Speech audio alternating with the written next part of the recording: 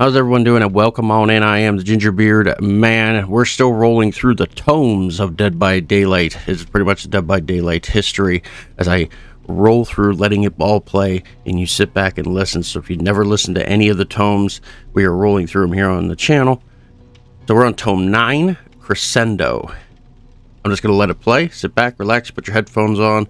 I'm done talking to the end. So let's get it going. Ji-woon lives within the sounds of Rio de Janeiro. Water splashes into a basin. A skateboard's wheels grind over asphalt. A rufous-bellied thrush chirps, and the voice. The angelic ethereal sound of a young Brazilian man singing floats from an open window. Ji-woon knows the man. Lucas. He's good. Nowhere near my level, but a diamond nonetheless. His voice is the brushstroke Ji-woon has been searching for. To think Lucas practically fell into his lap, the Brazilian man having sung at a recording studio Ji-woon visited. With Lucas's voice, Ji-woon can create art. Genuine, agonizing art. Silky, blood-curdling terror. Ji-woon has already prepared a warehouse at an abandoned harbor for tomorrow's act. Even the most mundane detail required his attention. In the past week, he's transitioned between concert rehearsals to disguising his celebrity visage, staking out his victim, assuming alternate identities, purchasing supplies, and stealing recording equipment. All while paying off his security detail to leave him be. The mundane details are what elevate the splendor of his artwork. Lucas will be dead in a day, and it will be beautiful.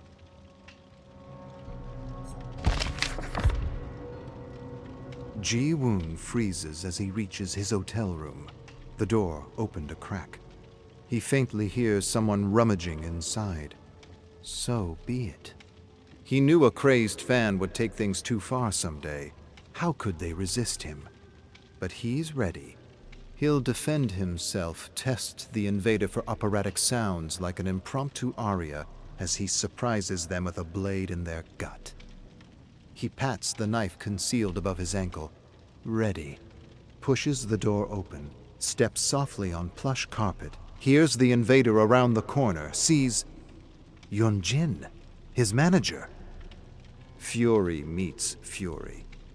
How dare you step foot in here? Where the hell have you been?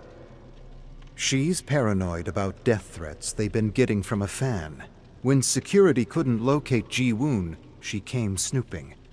It's laughable. The threats were nothing but a ploy, a boogeyman he created to throw Yun off his trail if she ever got too close. But he should have expected this.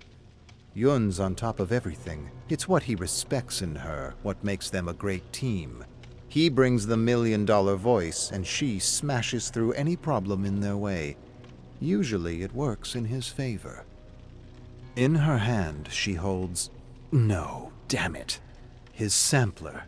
It contains his personal project, the screams of his murder victims layered into songs. It's an early draft, lacking subtlety. The violence and horror a bit too blatant for the faint of heart. She's disgusted. Couldn't hear beyond the terrorized voices to understand the beauty inherent in human suffering. The hairs on Ji-woon's neck stand on end.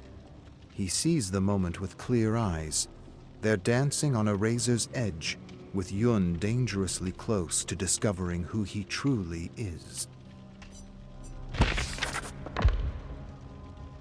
Yun holds the sampler as if it's dripping blood. The only solace in Ji-woon's mind is that she doesn't understand what it really is. He knows her. If she thought the sounds were actual murders, she'd have tried to knee him in the crotch and run. But the anger still rattles through her as she moves up to his face. What is this twisted horror bullshit? What if this leaked? You're already attracting crazed, violent fans. How would it look if the media heard the demented sounds you're working on? Mighty One would drop you. Your career would be dead. Ji-woon knows what she really fears. Her career would be dead. For as tall as she stands, as strong as she swings, she's nothing but a scared girl, afraid of failure. He knows how to play her.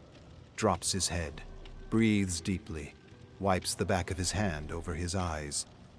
Yun, ever since the death of No Spin, the fire, I'm riddled with horrid thoughts. I lost my friends and I fear I'm losing my mind. I see awful things behind closed eyes. All that guides me through the dark fog is turning my pain into sound, pouring the throes of death from my heart to a song.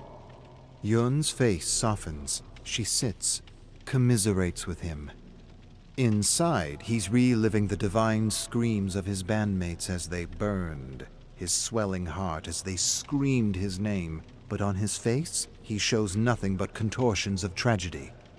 She excuses his error in judgment, confiscates the sampler, requests he stay on hotel grounds until the concert is over. It's for his own good, his safety. She tells him to get a drink from the minibar and cool down. He quietly nods and complies, reminding himself to steal back the sampler in a few days. He lets her pretend she has what he's holding: control.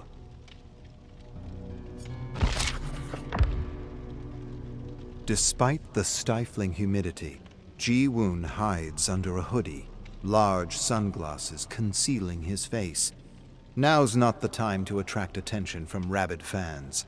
He waits till Yun is in a meeting and strolls out of the hotel, a bag of necessities in hand. It's his show now.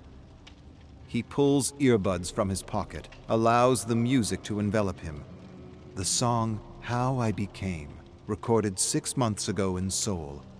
It stands as a metaphor for his childhood, written one drunken night while looking over old photographs. He is 7 years old. He sits at the back of the class. He's uncomfortable being seen and speaking. But today is different. In a few minutes, he's presenting on his favorite thing. A young boy shows the class his hamster, but Ji-woon doesn't care. He holds his flute, going over the notes to the song he wrote. He shuffles to the front of the class, places his sweaty fingers on the instrument. Following a deep, unsteady breath, he gently blows out a wisp of air, creating a light, whimsical sound. He closes his eyes, moves his fingers precisely, playfully dancing over each note. He ignores the squeaks of the hamster. The flute's sound carries like chimes in the wind. With one final soul-piercing note, he smiles and opens his eyes. His classmates are huddled around the rodent, laughing with its every move, his teacher too. He walks to the group. Students pass the hamster around as it squeaks incessantly. It finds itself directed into Ji-woon's palm. He takes it in both hands. With one steady movement, he squeezes. A squeal, a slight crunch. No more sound. The children scream. Ji-woon feels nothing. Storm clouds overtake the sky as the first drops of rain spatter onto Ji-woon's sunglasses. He breathes deeply, prepares for what he's played over in his mind. The anticipation nearly brings him to his knees, the joy of the artistic process. He strides to the rear door of a cheap 1980s sedan, glances both ways, and appraises the few locals walking the street.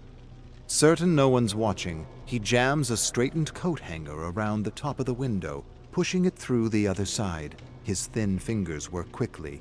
Prior experience in breaking an entry pays off. He hooks the wire around the door lock and flicks it up. Without missing a beat, he slides inside, closes the door, and flattens himself along the back seat. He takes off his hoodie and sunglasses. From his bag, he pulls out rope, a blade, a dusty rag, and a bottle of chloroform. He waits, takes out his earbuds, listens to a song that's not his own, one he heard long ago. He is 8 years old. He sits on his father's shoulders, looking over a sea of human bodies. An elaborate stage is ahead, illuminated by colored spotlights. A man in gaudy, audacious clothing stands in front of a microphone. On each side is a guitarist. Behind him, a drummer. A crash of sound, beautiful rhythmic music, a voice that twists delicately through the melody. His father shouts something, but he can't hear. Shouts again, "This is what you'll do. This is where your talent will take you." He feels a tingle through his spine and sees something incredible. Everyone enraptured, focused intently on the sound of a single man. The emotion of thousands is guided by his voice. He is seen by all, he is loved, and he is wondrous. Ji-woon never played his flute again. He reveled in sounds that reached global audiences, attracted screaming fans, turned men and women into idols. His childhood fear vanished as he learned to divulge himself through the intricacy and pliability of pop, his inner thoughts riding atop sound waves, fusing together with other genres, rock, hip-hop, jazz, punk. It was the music that could deliver him the explosive fame he deserved, a promise that he would never be upstaged.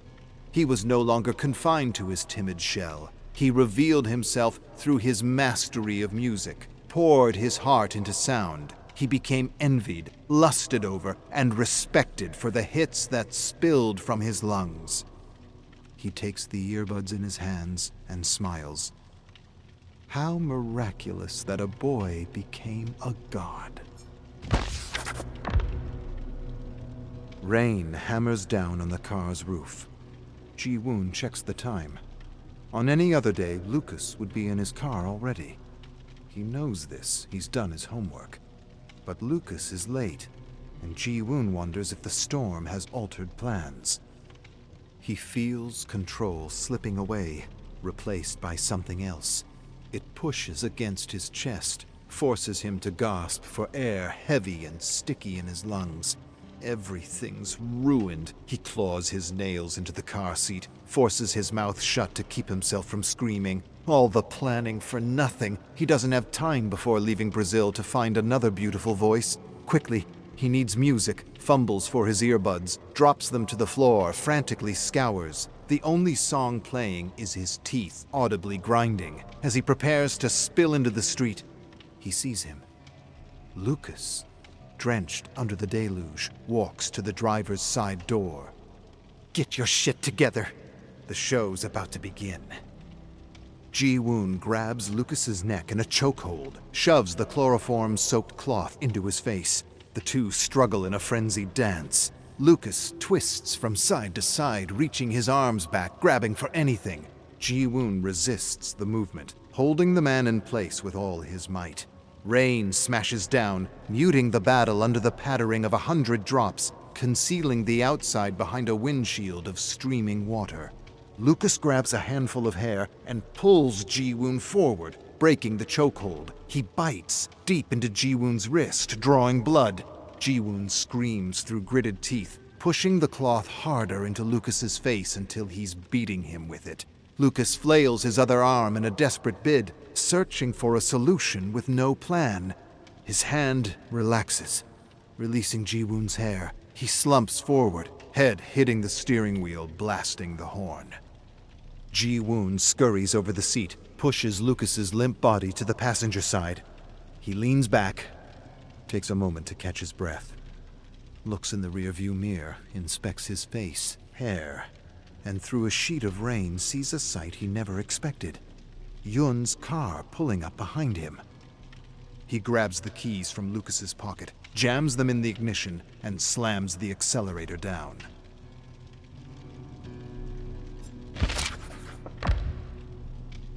Lucas's limp body jostles back and forth in the passenger seat. Street-side shops and graffitied walls are a blur as Ji-woon veers around a corner.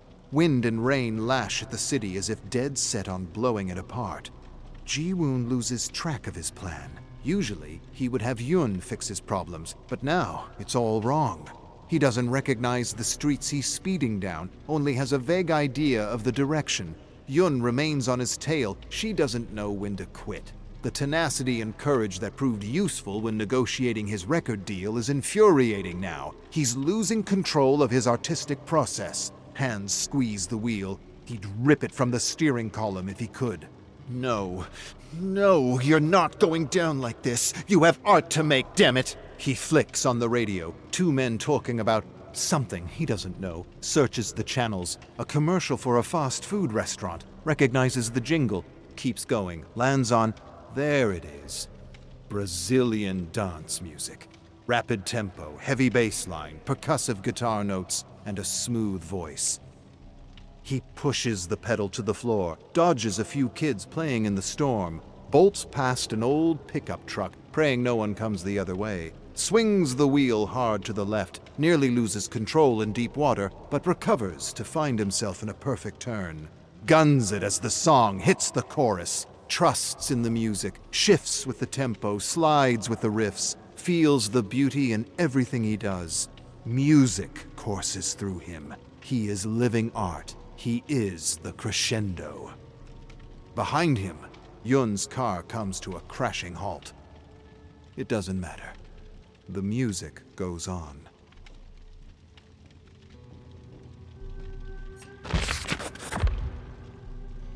Ji-woon pulls into the harbor he'd staked out days ago. He reluctantly turns off the radio and scans the area.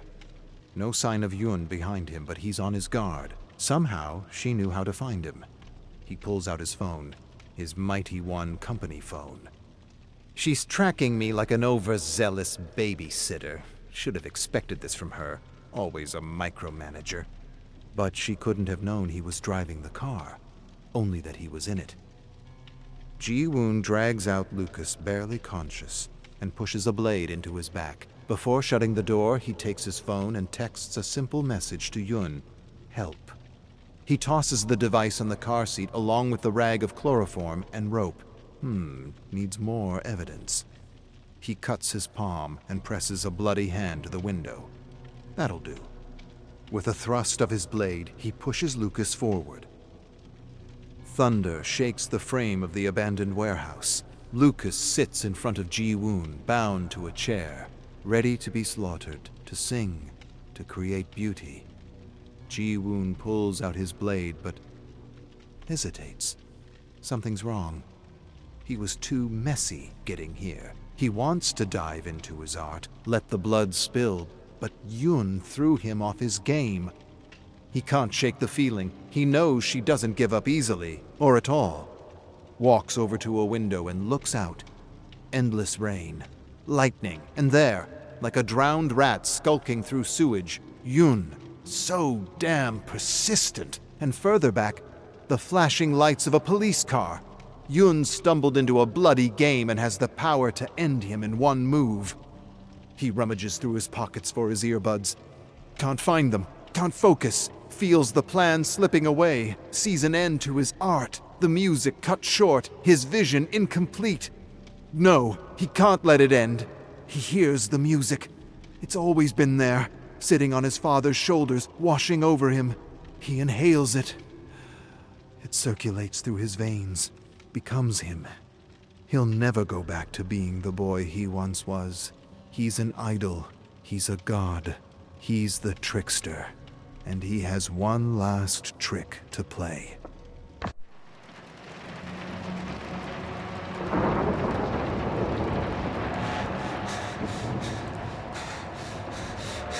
Yes!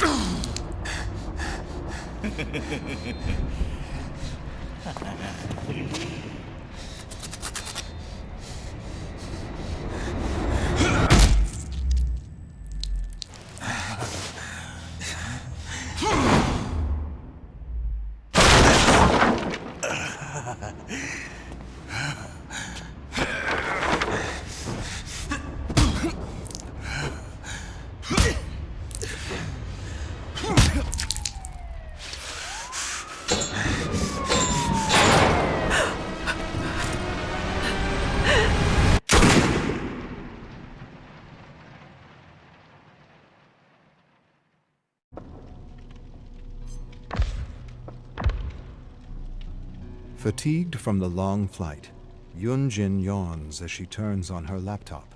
She landed in Rio de Janeiro just 2 hours ago, but her work cannot wait.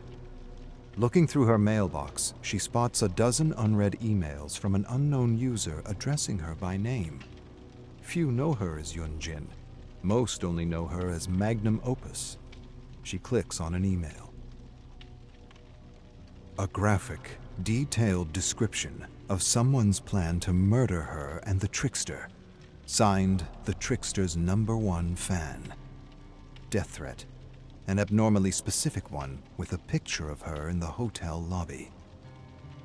Before the death of No Spin, she ignored such threats, but now, her manicured hand shakes as she reaches for her phone.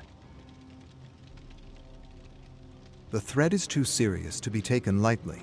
She calls her security crew for an emergency meeting. Outings are restricted to recording sessions and concert rehearsals only. A bodyguard is assigned to the trickster and herself.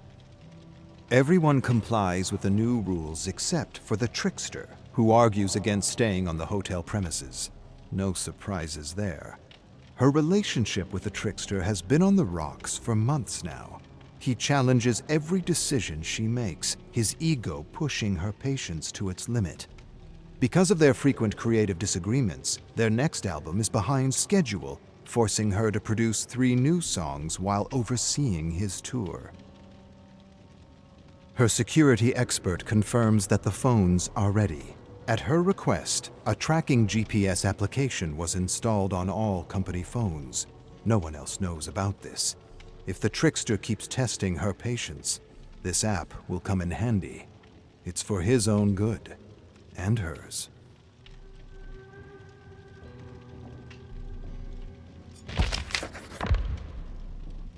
Yun-jin pours herself a cup of coffee at the recording studio, stifling another yawn. Her temples are throbbing. The jet lag is hitting her hard. Plus, the constant threat of a crazed fan prevents her from getting any sleep at night. On her way back to the booth, she notices that the studio next to theirs is occupied. She peeks inside. A young man is laughing in the recording booth. He has an easygoing smile that could sell thousands of magazines. She recognizes the man at the mix table, Alano Muse, a semi-famous producer from San Diego. What is he doing in Rio? Some bits of fresh gossip could help re-energize her. She taps on the door's window. The door creaks open. He remembers her, of course. Who could forget the magnum opus? She invites herself in as he plays the track he is working on, a slow, predictable build for the bass line, formulaic, too safe to be of any interest. Then, an ethereal voice fills the room. Yun-jin almost spills her coffee. The artist's voice is crystalline. His range is powerful, yet nuanced. Who is that? Alano tells Lucas, the young artist, to drop down his pitch a notch. Bad call. The track should be building up to push Lucas's range instead of confining it to a boring, generic sound. She walks up to Lucas and hands him her business card. Contact me when you're ready to become a serious artist. A pang of regret hits her on her way out. She said those exact words to the trickster many years ago. Back then, she looked forward to working with him. Those days are long gone.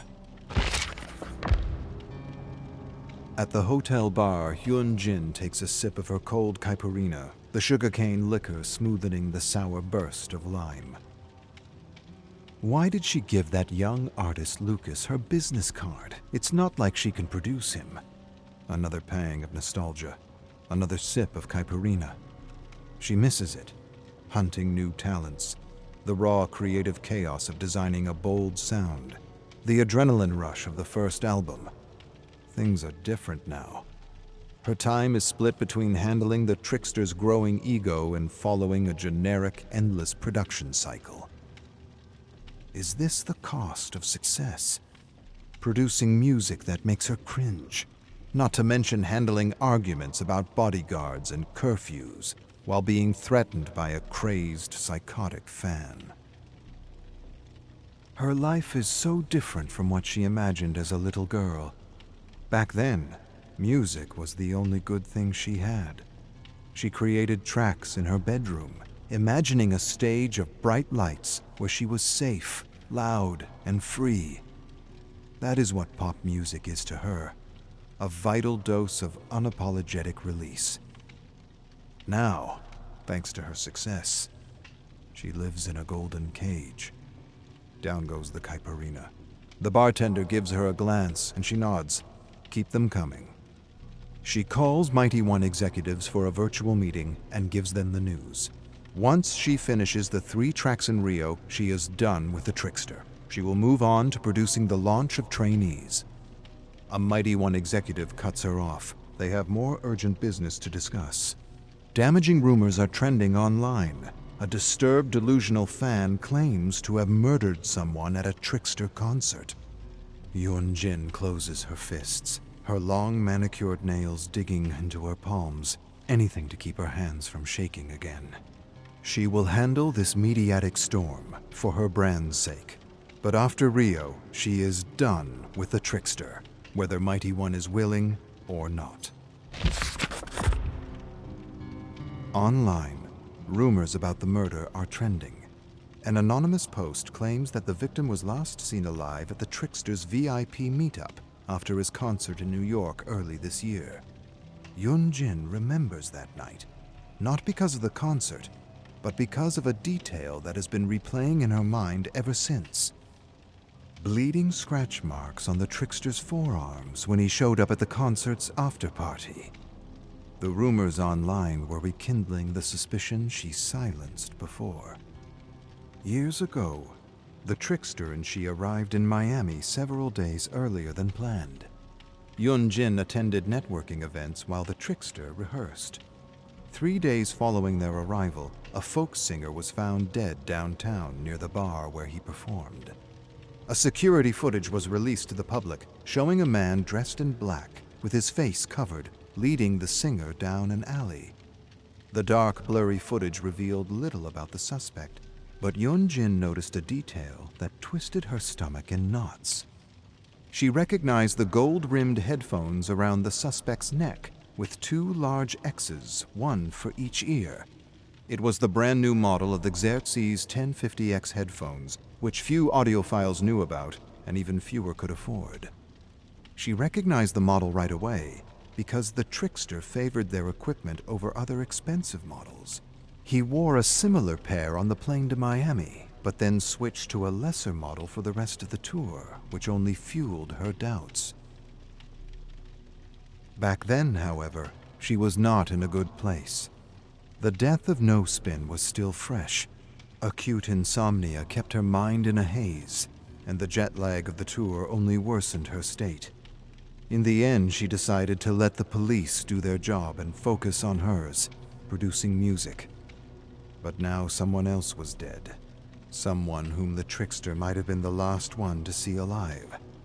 The headphones, the scratch marks, and the late night outs were details.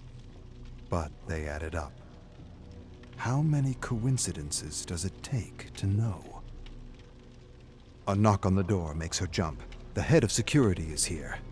Yun-jin follows her gut. She confronts him. She bluffs about firing the whole security crew if he does not come clean. It pays off. She learns that the trickster left the hotel premises last night.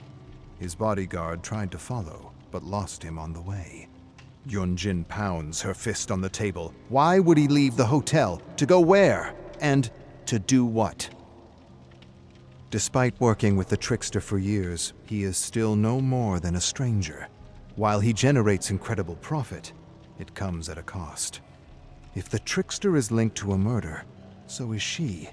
Even if there is no evidence, even if it's just rumors, it's her life on the line, her entire career. She could never produce music again, and the worst part is, it's her own fault.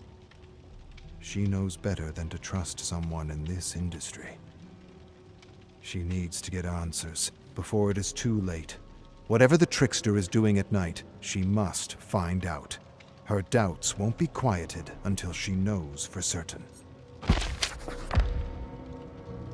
Yun-jin leaves her security detail behind during the trickster's rehearsal. What she is up to is not strictly legal, after all. She shows her VIP badge at the doorman and enters the trickster's changing room. Perhaps she could find something in here that could be a clue as to what the trickster is up to. Amidst the flamboyant costume, she looks for a clue: receipts, notes, pictures. All she finds is a gym bag.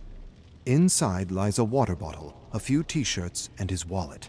No bills or anything of interest in his wallet, except for his hotel room keycard. Perhaps she is looking in the wrong place.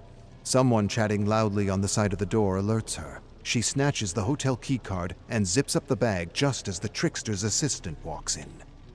Yun-jin quells her thudding heart and keeps her expression impassive as she walks out. Whatever the assistant saw, she will not dare mention it, at least not to anyone who matters.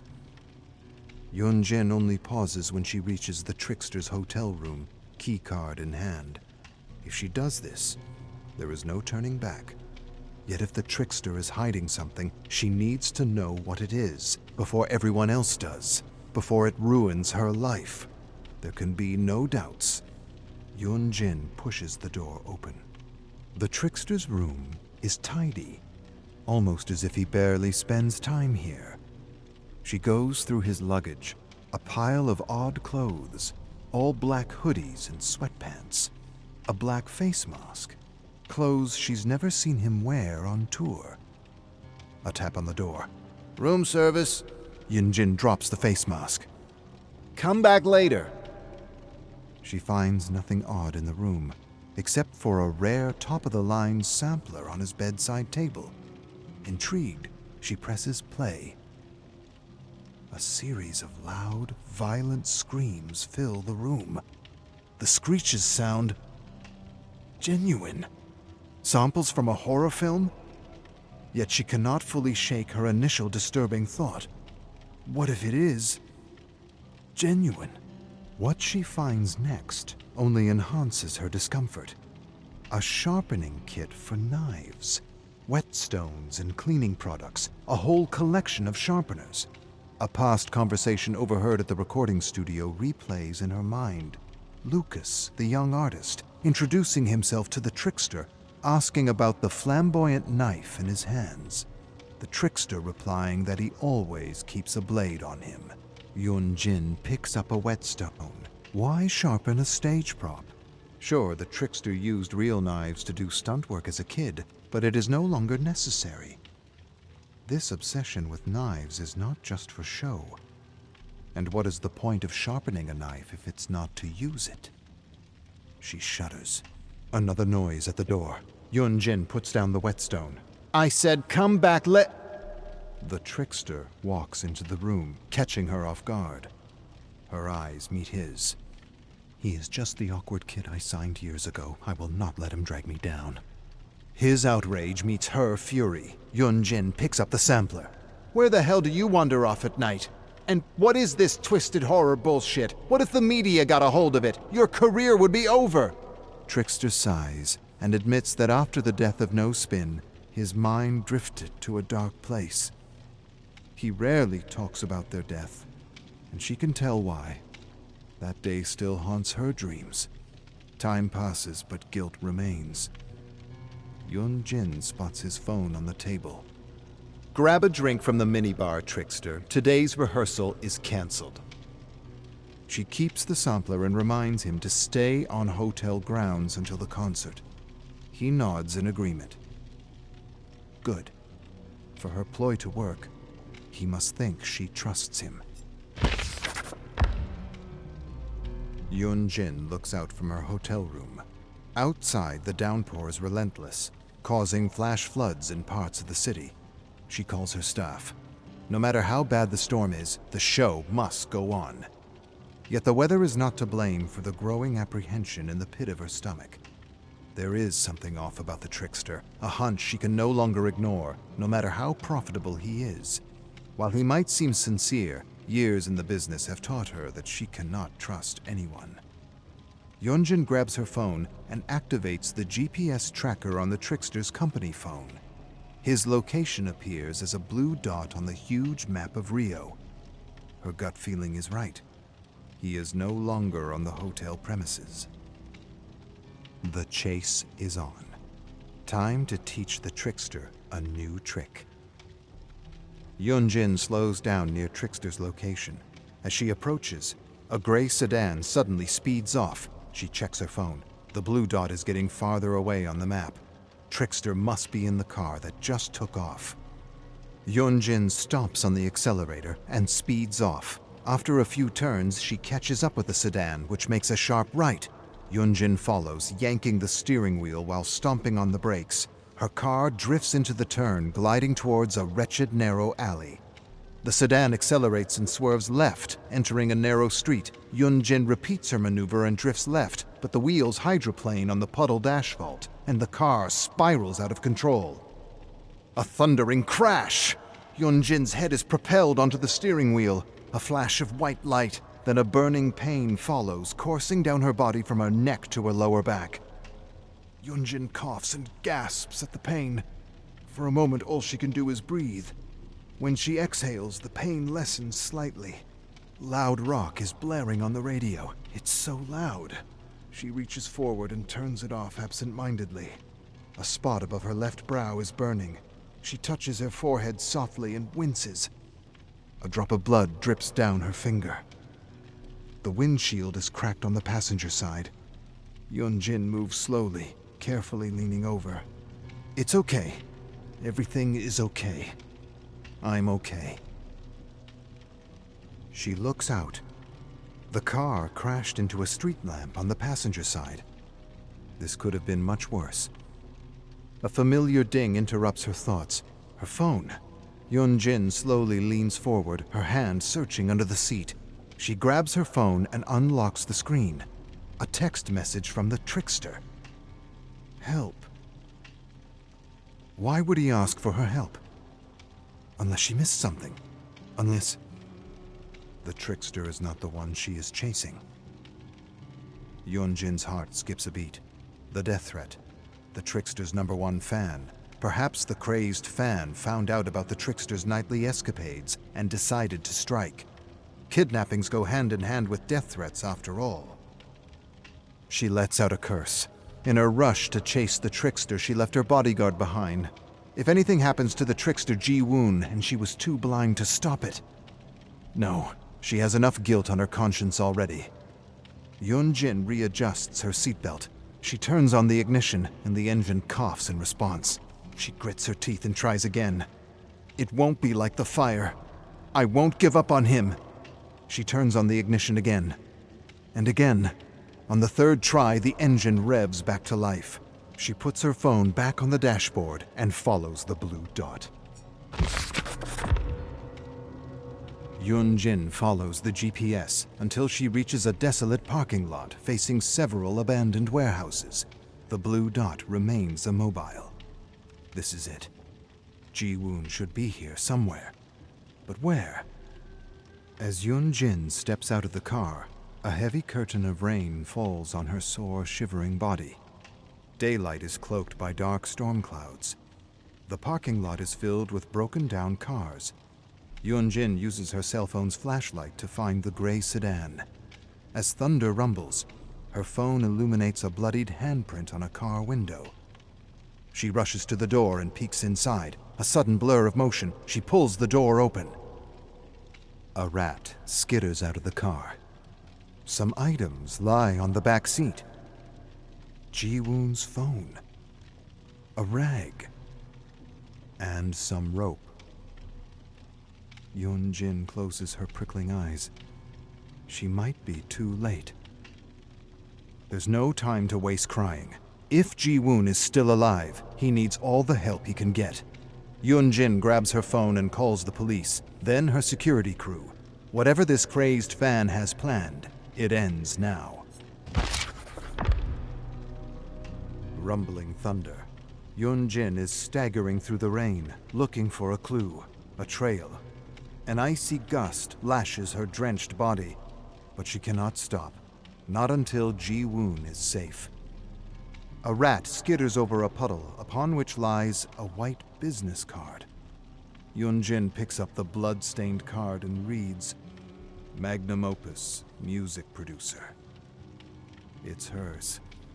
With a shudder, she realizes she might know the person who kidnapped Ji-woon.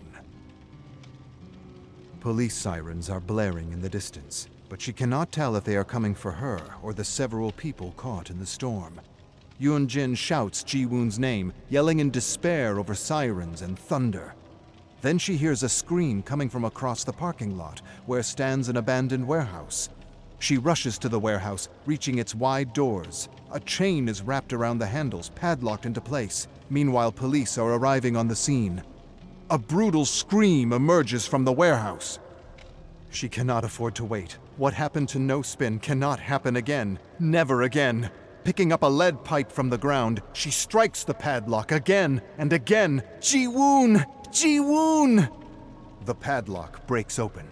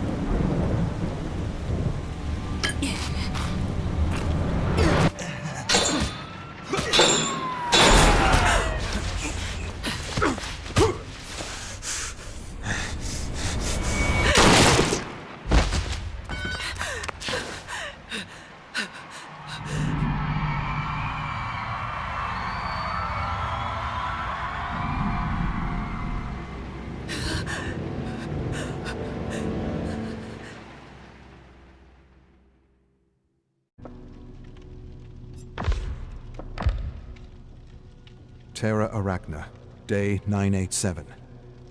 Close call today. Came in contact with the Arachnas while testing multiple versions of the toxin. The doctor saw them coming through the window and ordered me to leave everything behind. She said we would return to the lab when the Arachnas were gone, and it was safe again.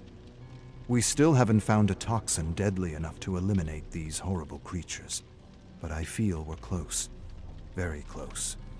If we had a sense of their origins, it would help. As it stands, we still don't know where they came from or what they want. All we know is the attack started at the same time. What makes our investigation more challenging is the fact that their DNA is unlike anything we've ever encountered. It's as though they came from another place. Terra Arachna, day 992. Returned to the makeshift lab today and found dozens of people wrapped in silk hanging from the ceiling. Blood dripped in sticky pools right under them. I tried to look away as I grabbed the crate of toxins that we had left behind. But as I carried the crate into the corridor, I couldn't help but notice in the corner of my eye that one of those pods started to move. I forced myself to look and very quickly realized that these pods weren't filled with food, but with something else. It was clear that something was moving and growing inside the cocoon. Something was feeding off the dripping body parts that had been wrapped with it. The groaning creature inside the cocoon struggled to break free, and I instantly rushed out of the lab as fast as my trembling legs could take me. The last thing I wanted was to confront the latest Arachna evolution. The Arachnas mutate faster than we kill them, and finding the right toxin is our only chance at survival. Let's hope the doctor and I do so before it's too late. Terra Arachna, day 998. Dr. Morell and I worked tirelessly for 3 days and found a candidate for mass production. Toxin HJ7 killed 100% of Arachna specimens in less than a minute. 1 dose, and the creatures disintegrated into a thick puddle of bubbling black tar, which very quickly evaporated into a poisonous mist that killed the other Arachnas we held in captivity for our experiments. I think both the doctor and I were shocked and amazed at the result. While it is true that we might not know where these monsters came from, we now have a way to eliminate them. The doctor and I are currently looking for ways to get samples of the toxin to other survivors. The office worker turned cook volunteered, but Dr. Morell chose a few other unlikely candidates. She says it's because he has a track record of messing up his assignments. Personally, I think that's just an excuse, and the truth is, she'll miss his cooking. His pizza. Helps her remember better days before the invasion. Helps us all remember better days, I suppose.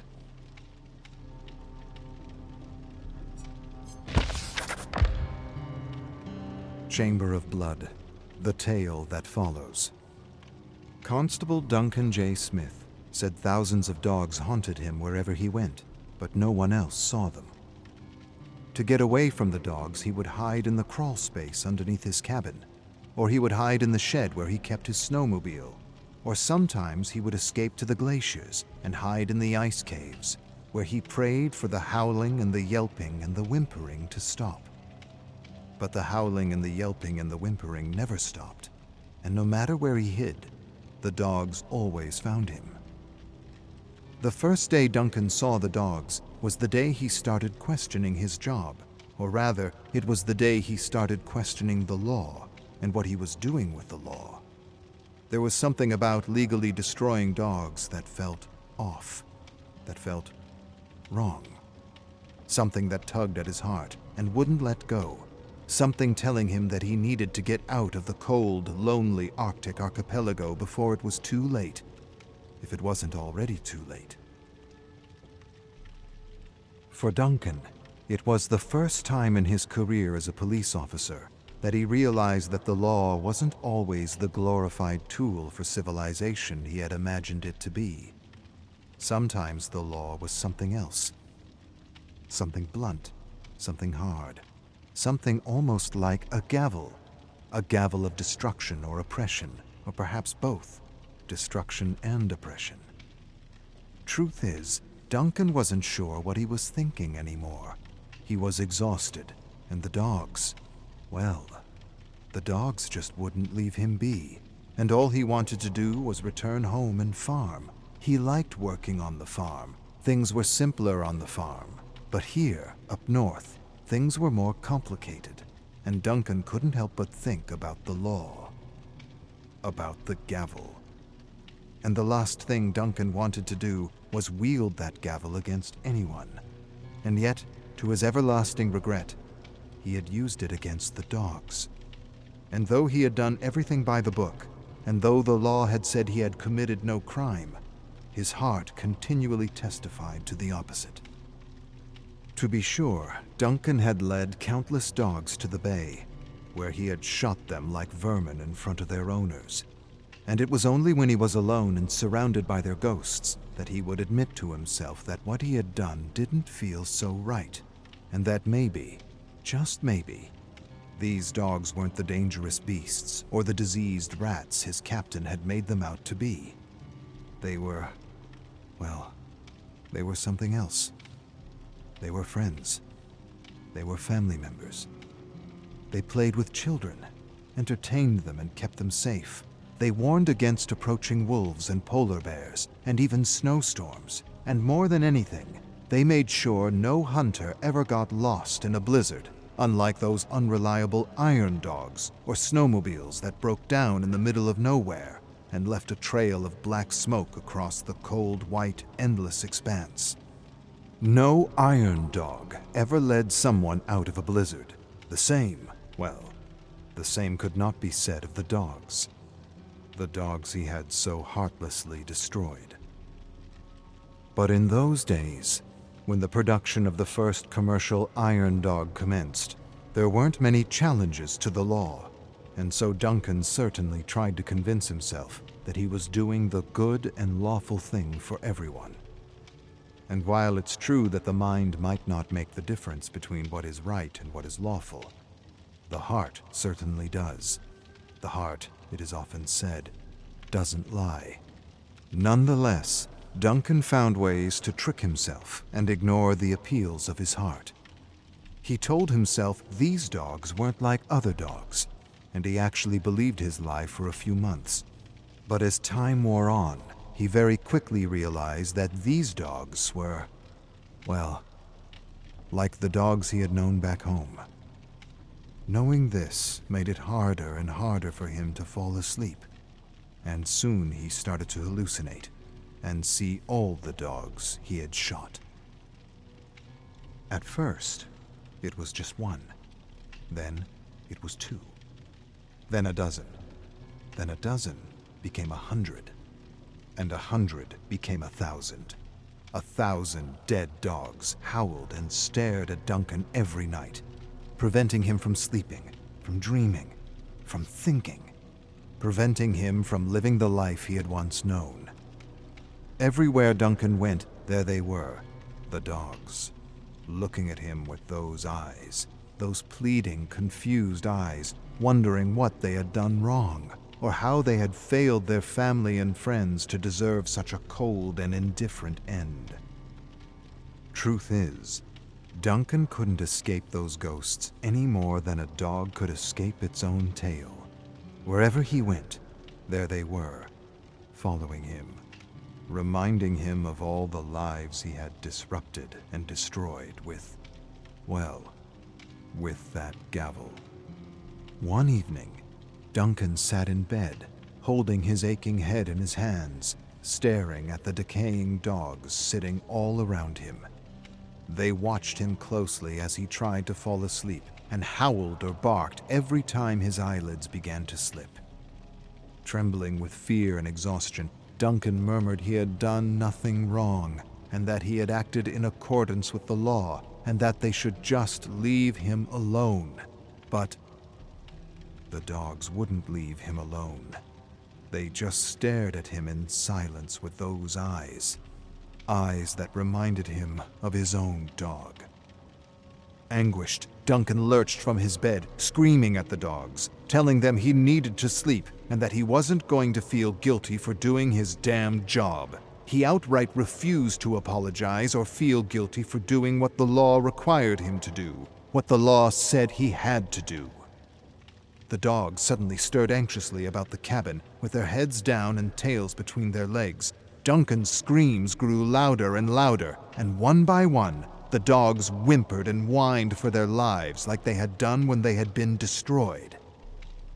Then, just like that, they vanished into thin air, as though Duncan had finally scared them away. When Duncan realized the dogs were gone, he collapsed into his bed and prayed that they should finally leave him alone. He just wanted his life back, for the dogs had robbed him of his strength and freedom, and even his sense of identity as a morally upright officer of the law. That night a storm picked up and blew all around his small cabin. Feeling a chill seep through his bones, Duncan rose from the bed, and he made a small fire in the iron stove as he remembered his first and only dog, Buster, a plump, yellow Labrador retriever with a black snout. Smartest, kindest, and warmest dog he had ever known. To Duncan, Buster was more than just a dog. He was his guardian, his confidant, his best friend. He was the brother he never had. He caught rodents, guarded against coyotes, and drove cattle on the farm. His father used to say a good dog was worth 2 or 3 farmhands, and Buster was certainly worth 4. Thinking about it now, he was glad that no one ever used the law against Buster, or any other dog in his town for that matter. To be sure, Buster wasn't as big or strong as these Arctic dogs, but he was quite the hunter, and had once even saved him from a wolverine. But what Duncan remembered most was that Buster used to curl up in bed with him to calm his anxious heart and help him drift away to sleep. And now Duncan longed for nothing more than the undisturbed, soundless sleep of youth. And as he longed for sleep, the wind blew harder and fiercer through the cracks of his cabin. The fire flared, flickered, and snapped, casting violent shadows that seemed to tell stories. Duncan rubbed his eyes to make the hallucinations go away, but wherever he looked, the shadows took the form of officers and hunters shooting at confused and frightened dogs as a thick and unnatural black smoke began to fill the cabin. Duncan tried to pinch himself awake, but when he realized he wasn't asleep, he quickly shut his eyes and once again begged for the dogs to just leave him alone. He wanted one night of rest, just one night. His brain reeled with despair, and he began to hear the warped voice of his captain laughing at him, shouting at him, tormenting him, telling him the dogs were dangerous, aggressive, a definite blight on their future plans. Duncan felt madness clutching at the seams of his soul. He screamed that these were lies, all of them, and when he opened his eyes again, the black smoke was gone, and the shadows were once again meaningless shapes flickering about the cabin. But just as Duncan sighed his relief, he heard a sound. A gentle, scratching sound at the door. Then he heard a bark that sounded vaguely familiar. The bark came again, and it sounded like Buster. Duncan narrowed his gaze and cautiously approached the thick wooden door. The scratching stopped just as he placed his hand on the doorknob. He stood in silence for a long, tense moment. When the scratching came again, he quickly opened the door and caught a fleeting glimpse of yellow fur disappearing beyond thick sheets of falling snow. Exhausted and confused, Duncan rushed into the churning storm in his undergarments and slippers, yelling for Buster to wait for him. Then he stopped suddenly when he realized he was being irrational. His tired mind was playing tricks on him. Buster had been dead for over 20 years. He had been hit by a car. And for a fleeting moment, Duncan remembered holding his paw on the side of the road, calming him down as his life slowly seeped away. He had never cried so much in his life. There was no possible way Buster could still be with him.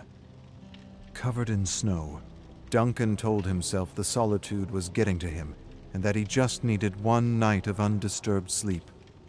He turned back toward the cabin, but as he turned, he realized he was lost. He couldn't see an inch in front of him in any direction. Cold and panic swept over him at once. He turned and turned as the wind howled and shrieked and whimpered. In the raging blizzard, he could only make out dogs. Ghostly dogs. Dead and decaying dogs. Thousands of them. Running around him, growling, howling, barking, confusing him. Duncan shouted for them to stop, and he tried to scare them off as he had done before, but the dogs grew faster and fiercer as though they were one with the storm.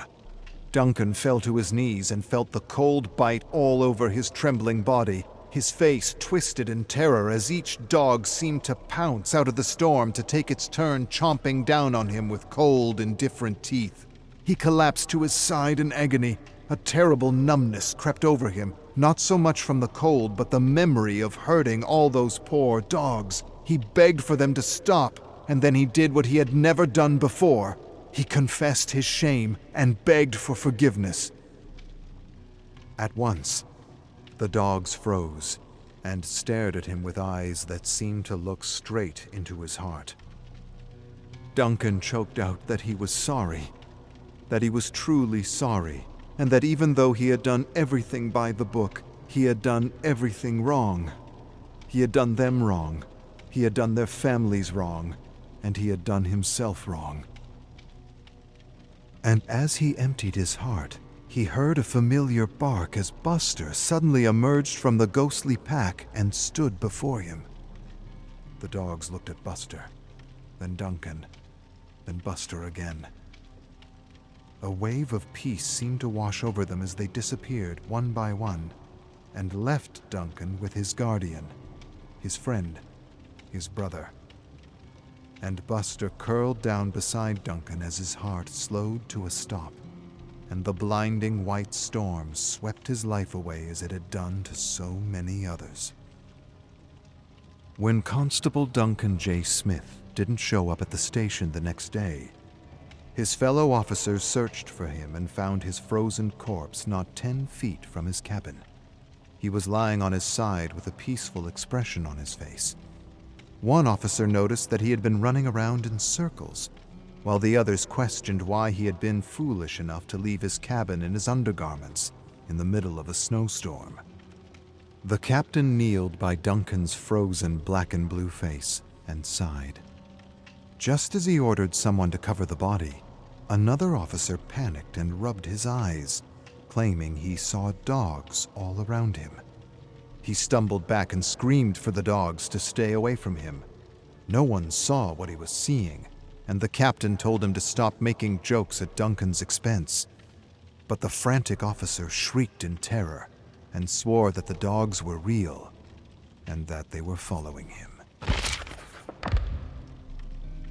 Arcus 2921. Some civilizations collapse because they discover knowledge they aren't mature enough to understand. Other civilizations collapse because of natural disasters, and yet other civilizations get a little push, a little nudge, over the cliff. I have studied the final days of countless worlds, been through the memories of so many survivors, and I can say that the entity doesn't just corrupt and consume a world. It somehow taps into our collective fears and has a little fun. From what I've observed, the entity seems to take its time cherry-picking souls from a buffet of misery, while contemplating a perfect design of destruction as though an apocalypse was a kind of work of art, a kind of masterpiece. This, I realize, goes against everything I've learned about ancients back home, but I cannot deny that all the stories and memories I've been examining suggest a voluntary and not involuntary will to create and destroy on the part of this ancient. It's all speculation at this point, but the last realm that opened up in the basement allowed me to venture into Terra Arachna, where I witnessed the fall of a world to massive spider-like creatures, monsters that could have only come from the entity. Not wanting any of those monsters escaping into the tower, I quickly etched a symbol into the basement door to make the realm disappear. Then, just to be certain, I opened the door, and all that was left of the apocalypse was a small, empty room covered in dust. But as I examined the room, I thought I heard a kind of chittering sound in the corridors. I swallowed a growing lump in my throat and cautiously searched the tower to make sure nothing had escaped. I didn't find anything inside, but noises outside continued to disturb my sleep, and I'm sure I've seen things moving in the fog.